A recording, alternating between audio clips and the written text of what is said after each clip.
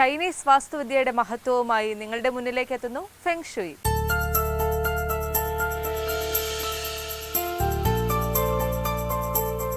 Ladies അവർ പ്രേക്ഷകർക്ക് Feng ഷുയി സെഗ്മെന്റിലേക്ക് സ്വാഗതം. Feng ഷുയി സംബന്ധമായ നിങ്ങളുടെ സംശയങ്ങൾക്ക് മറുപടി നൽകുന്നതിനായി Thejus Feng Shui director doctor Shaji K Nair എത്തിയിട്ടുണ്ട്.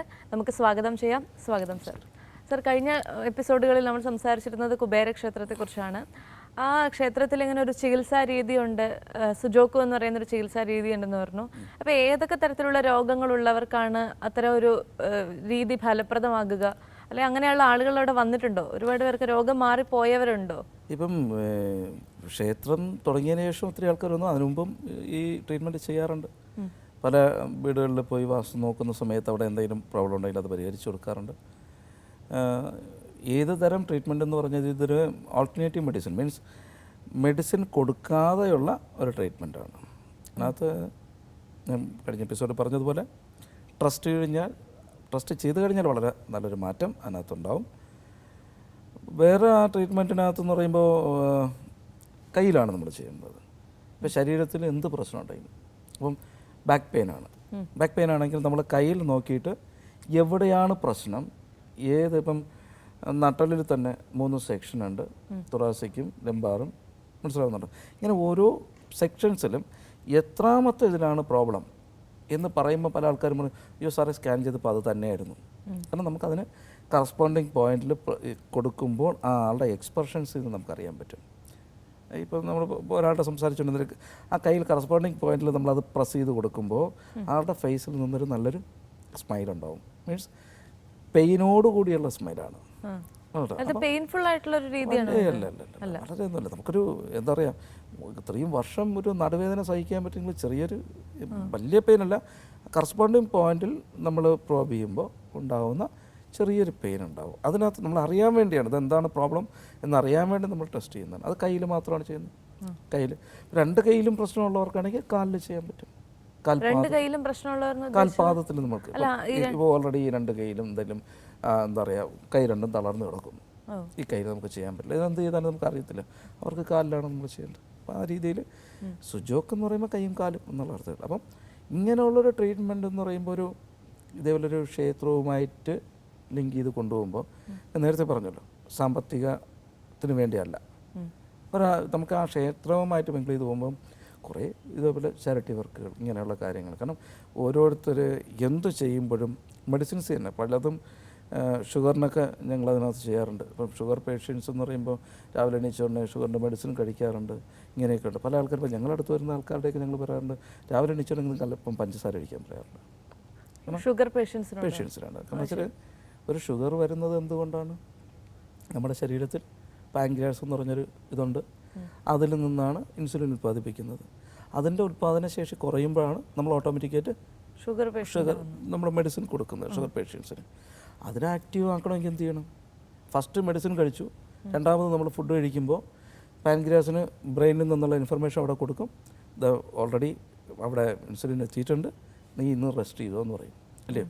നേരെ മറിച്ച് ഫസ്റ്റ് നമ്മൾ ഷുഗർ കൊടുക്കുകയാണെങ്കിലോ, മീൻസ് അല്പം പഞ്ചസാര കഴിക്കുകയാണെങ്കിലോ, ബ്രെയിനിൽ നിന്ന് ഇൻഫർമേഷൻ അവിടെ വരും, ഷുഗർ വരുന്നുണ്ട്, ഓട്ടോമാറ്റിക്കായിട്ട് വർക്ക് സ്റ്റാർട്ട് ചെയ്തോ, ഇൻസുലിൻ ഉൽപ്പാദിപ്പിച്ചോ എന്നുള്ള രീതി. ഇപ്പം മനസ്സിലാവുന്ന രീതിയിലായി പറയുന്നത്. അപ്പം നമുക്ക് ഓട്ടോമാറ്റിക്കായിട്ട് ഈ ഉറങ്ങിക്കിടക്കുന്ന പാൻക്രിയാസ് ആക്റ്റീവായിട്ട് തുടങ്ങും. പഴയ ഷുഗർ പേഷ്യൻസിനെല്ലാം അത് പോയി കിടക്കുക, കാരണം അതിനെ ആക്റ്റീവ് ആക്കുവാനുള്ള സാഹചര്യം അവർക്ക് കൊടുക്കുന്നില്ല. മനസ്സിലാവുന്നുണ്ടോ? അപ്പോൾ ഇങ്ങനെയുള്ള കുറേ കാര്യങ്ങൾ ജനങ്ങളുടെ പറഞ്ഞ് മനസ്സിലാക്കും. നിങ്ങൾക്ക് ഇന്നതുകൊണ്ടാണ് ഇന്ന അസുഖം ഉണ്ടായത്, അല്ലെങ്കിൽ ഇന്ന പോലെ എക്സസൈസ് ഇന്ന രീതിയിൽ ചെയ്യണം എന്നുള്ള കാര്യങ്ങളെല്ലാം പറഞ്ഞു. ഭക്ഷണ ക്രമീകരണങ്ങൾ, ഇപ്പം ശരിക്കും പറഞ്ഞാൽ എൻ്റെ ഒരു ഫ്രണ്ടുണ്ട്, ഡോക്ടർ കിഷോറുണ്ട്, ഞങ്ങൾ ഇങ്ങനെയുള്ള കാര്യങ്ങളെല്ലാം ഞങ്ങൾ ചർച്ച ചെയ്യും. ഇപ്പം ഞാൻ എന്തെങ്കിലും പറയണമെങ്കിൽ പുള്ളി അതിലോട്ട് ഇംപ്ലിമെൻറ്റ് ചെയ്യാറുണ്ട്, പുള്ളിയുടെ കുറേ കാര്യങ്ങൾ നമ്മൾ. അപ്പോൾ ഒരു എന്താ പറയുക, എല്ലാവരും അങ്ങോട്ടും ഇങ്ങോട്ടും ഡിസ്കസ് ചെയ്തിട്ടാണ്. അപ്പോൾ പുള്ളിയുടെ ഒരു സിസ്റ്റം ഉണ്ട്, 7 to 7 എന്ന് പറയുന്നൊരു സിസ്റ്റം. 7 to 7 എന്ന് പറയുമ്പോൾ രാവിലെ 7 മണിക്ക് ഫുഡ് കഴിക്കുക, ഉച്ചയ്ക്ക് 12 മണിക്ക്, രാത്രി 7 മണിക്ക്, ഇത്രയും മാത്രമേ ഫുഡ് ഇതിനിടയ്ക്ക് കഴിക്കാൻ പാടില്ല. രാവിലെ 7 മണിക്ക് കറക്റ്റായിട്ട് കാപ്പി പിടിച്ചിരിക്കണം, ഉച്ചയ്ക്ക് ഊണ് കഴിക്കുന്നത് 12 മണിക്കായിരിക്കണം, വൈകുന്നേരം 7 മണിക്ക് അത്താഴം കഴിച്ചിരിക്കണം. ബാക്കി ഫുൾ നമ്മൾ ശരീരത്തിന് റെസ്റ്റ് കൊടുത്തിരിക്കണം. അവർ പറയുന്നതെന്ന് വെച്ച് കഴിഞ്ഞാൽ ഒരസുഖം ഉണ്ടാകും. പുള്ളിയുടെ ഒത്തിരി ആൾക്കാർക്ക് അങ്ങനെ ഉണ്ടായിട്ടുണ്ട്. എത്ര വലിയ അസുഖമായിട്ട് മാത്രമല്ല ഈ ഫുഡ് ക്രമീകരിക്കുന്നതോടുകൂടി പ്രധാനമായിട്ട് ഈ അസുഖങ്ങളൊക്കെ ഭക്ഷണ ക്രമീകരണം കൊണ്ടാണ് ഉണ്ടാകുന്നത് തന്നെ അല്ലേ? നമ്മൾ അമിതമായിട്ടുള്ള ഭക്ഷണങ്ങൾ, നമ്മൾ അസമയത്തുള്ള ഭക്ഷണം കഴിപ്പ്, അതൊക്കെയാണ് പ്രശ്നം ഉണ്ടാകുന്നത്. ഇതൊക്കെ എനിക്കുണ്ടായിട്ടുള്ള അനുഭവങ്ങളിൽ നിന്ന് കുറേ തന്നെയുണ്ട്. കാരണം ഞങ്ങൾ യാത്ര പോകുന്ന സമയത്ത് ഞങ്ങൾക്ക് സമയത്തിന് ഫുഡ് കഴിക്കാൻ പറ്റത്തില്ല. അപ്പോൾ ശരിക്കും പറഞ്ഞാൽ ഒരു ദിവസം 2 പ്രാവശ്യമൊക്കെ ഞങ്ങൾ ഉച്ചയ്ക്കും രാത്രി മാത്രമേ ഫുഡ് കഴിക്കും, രാവിലെ അത് കഴിക്കാറില്ല. അപ്പോൾ പക്ഷെ അതാണ് ഏറ്റവും അനാരോഗ്യകരമായതെന്ന് ഉണ്ടാവുന്നുണ്ട്. അപ്പോൾ അതിനെക്കുറിച്ച് നമ്മൾ പഠിച്ചു വന്നു. ഇപ്പം നമ്മൾ കറക്റ്റ് കൊണ്ടുപോകുന്നുണ്ട്.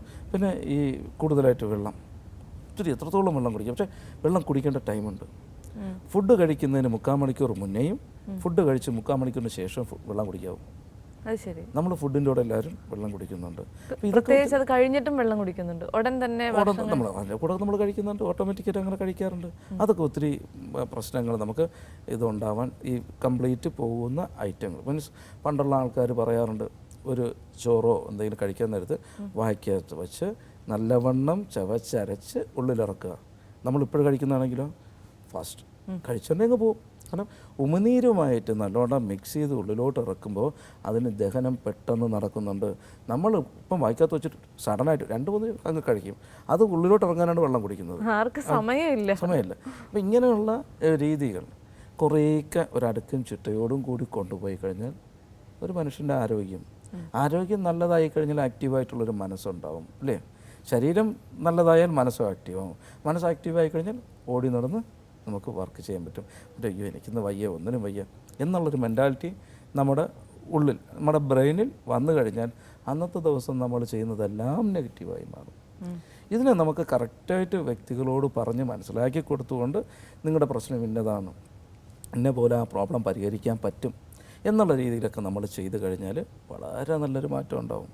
അല്ല തന്നെ ഒരു ഏറ്റവും നല്ലൊരു ഉദാഹരണം ഞാനൊരു പ്രോഗ്രാമിൽ ഞാൻ കേട്ടതാണ്. അതിനകത്ത് ഞാൻ പലപ്പോഴും അതിനെക്കുറിച്ച് ചിന്തിച്ചിട്ടുണ്ട്. അത് നമ്മുടെ ഇതിൻ്റെ എൻ്റെ പ്രോഗ്രാമിൻ്റെ പേര് ഞാൻ മറന്നു, ഈ ഒരു ടി വിയിൽ ഞാൻ കണ്ടതാണ്. അതിനകത്ത് പറയുന്നൊരിത്, 2 പേഷ്യൻസ് ഒരേ രീതിയിൽ കഴിയുന്ന 2 ആൾക്കാർ വെറുതെ ഒന്ന് ചെക്കപ്പിന് വേണ്ടി ഡോക്ടറെ അടുത്ത് പോയി. 2 പേരുടെയും ചെക്ക് ചെയ്തു. ഒരേ ഭക്ഷണ രീതി, ഒരേ രീതി, പ്രാർത്ഥനാ രീതി ഒരേ രീതി, നല്ല രീതിയിൽ അടുത്തടുത്തുള്ള ഫ്ലാറ്റിൽ താമസിക്കുന്ന 2 പേരാണ് പോകുന്നത്, 2 സ്ത്രീകൾ. ഡോക്ടറെ അടുത്ത് പോയി. ഡോക്ടർ 2 പേരുടെയും ബ്ലഡ് കാര്യങ്ങളൊക്കെ ടെസ്റ്റ് ചെയ്ത് കഴിഞ്ഞ് റിസൾട്ട് വന്നു.